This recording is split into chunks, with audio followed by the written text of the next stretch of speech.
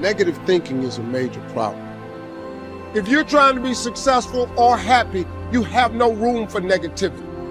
Big thinking gets rid of negativity. Dreams and visions gets rid of negativity. Now, what you cannot do is bury yourself by using your success compared to other people. See, success is not how far you got, because somebody always further than you.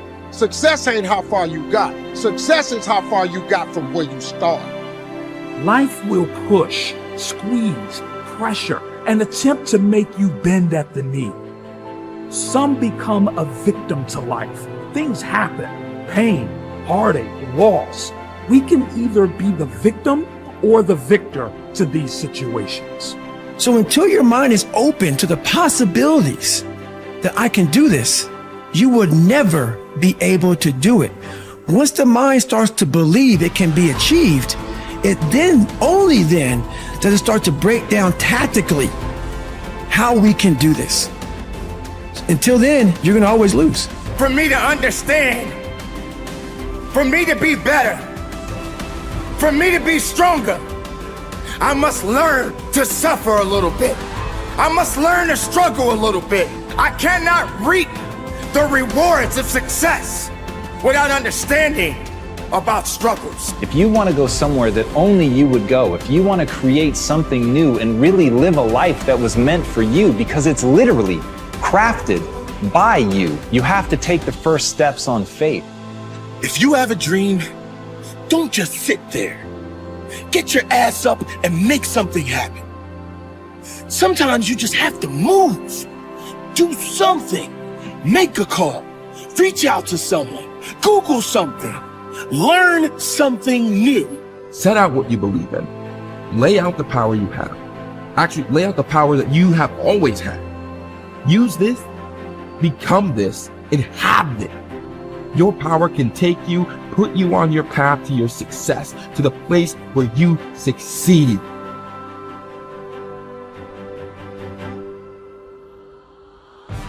You have, and you always will have this potential to improve, this potential to adapt, and this potential to change.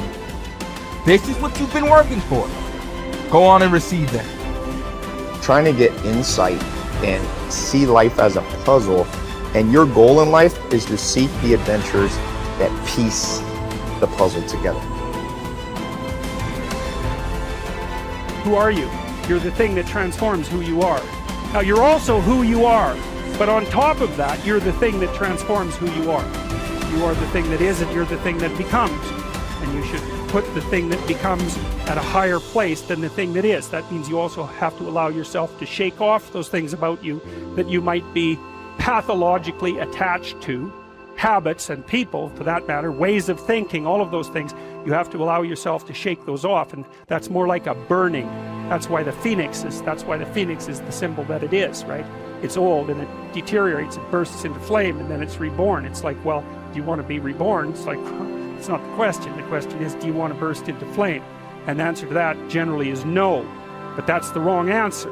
The right answer is you let all that nonsense burn away. And you know, and you might say, well, I don't know what I should leave behind. And the answer to that is, that's a lie.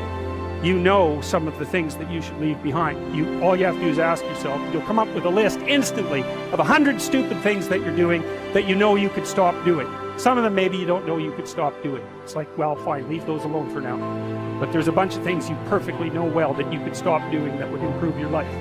And so do that, see what happens. That's a good idea. What's really interesting is self-value, real self-worth comes from doing hard things.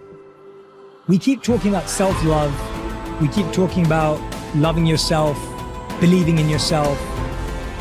That happens naturally when you go through something difficult. Everyone who's listening right now, I guarantee has been through something difficult. Maybe they lost a friend. Maybe they've been through cancer. Maybe they lost their job and had to rebuild. Maybe they completely got destroyed during the pandemic and had to figure everything out with their health. The point is, we've all done hard things. And self-worth and self-value comes from recognizing the hardship you've been through and the growth that you made during that time. Now, if you're someone who's listening and saying, Jay, well, I'm not sure I've been through anything that challenging, well, that's your challenge. Go and figure out what it is that you want to do that's hard. Is it developing a new skill? Is it getting a qualification? Is it starting that business or dream that you've always wanted to do? What's that difficult thing you're going to do on your own, with your friends, with the support of whoever's around you, but not with the crutch or the handicap of a partner? What are you going to build as a skill, as a tool, as a value yourself that's going to make you say, I've done something? And that's the beginning of it. The beginning is, I've done something and I did that and I can do that. And when you do that, yes, there's going to be, you're going to validate the wrong things. You're going to give yourself praise for the wrong things. You're going to go through ego. You're going to do all of that. But there's still a belief of, I can do hard things. I can do hard things by myself. And I know what value I bring to a relationship. Persistence is self-discipline in action. Your ability to persist in the face of all setbacks and temporary failures is essential to success in life. Napoleon Hill said, persistence is to the character of man as carbon is to steel. The primary reason for success is persistence. And likewise, the primary reason for failure is lack of persistence, quitting too soon. There is a direct link between self-discipline and self-esteem. Each time you discipline yourself to do what you should do when you should do it, whether you feel like it or not, your self-esteem increases. Each time you persist and force yourself to continue on, even when you feel like quitting, your self-esteem goes up. Each act of self-discipline strengthens every other act of self-discipline. Every act of persistence strengthens every other act of persistence. When you discipline yourself to persist over and over, you like and respect yourself more and more. You become stronger and more confident. Eventually, you become unstoppable. Persistence is its own reward. Every time you force yourself to persist on a task, whether it is large or small, you feel happier and better about yourself. When you go the extra mile and do more than you are paid for, or more than is expected, your self-esteem goes up. You feel more powerful and in greater control of your life. In your career, when you go the extra mile, you put yourself on the side of the angel. The primary difference between winners and losers in life is simple. Winners never quit and quitters never win. You can increase your ability to persist by talking to yourself positively. Say these words, I am unstoppable. Before you begin any major undertaking, pre-program yourself by telling yourself, I never give up. Before you can achieve anything worthwhile in life, you have to pass the persistence test. This is usually a snap quiz sprung on you unexpectedly with no warning. You suddenly face a major setback, problem, temporary failure, or even a complete disaster. When this happens, remind yourself that this is the testing time. This is when you demonstrate what you are really made of. This is when you show yourself and others the strength of your character and your true determination to succeed, your ability to respond effectively to setbacks. Your level of responsibility is the measure of your readiness to succeed. When you experience a major setback or problem, you will feel temporarily stunned. This feeling is very much like a punch in the emotional solar plexus. You will be stopped for a few seconds or a few minutes. During this period, you will often feel discouraged or experience self-pity. You will say, why me? However, it is not how far you fall that counts, but rather how high you bounce. Your aim is to bounce back as quickly as possible. Resilience in the face of unexpected reversals is vital to long-term success.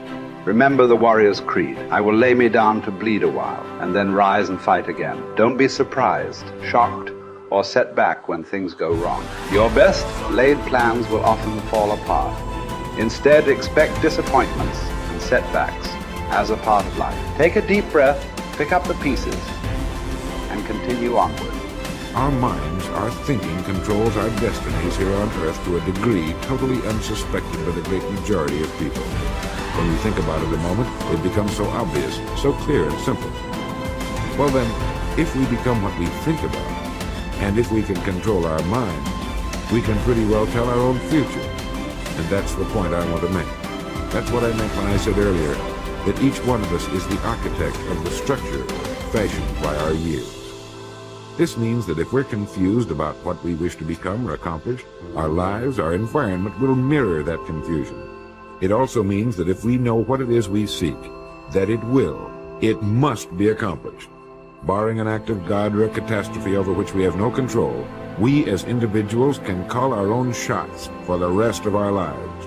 We can know what it means to go through life from one success to another, to play life according to the rules and reap the rewards. We can know what it means to have peace of mind and live calm, cheerful, successful lives.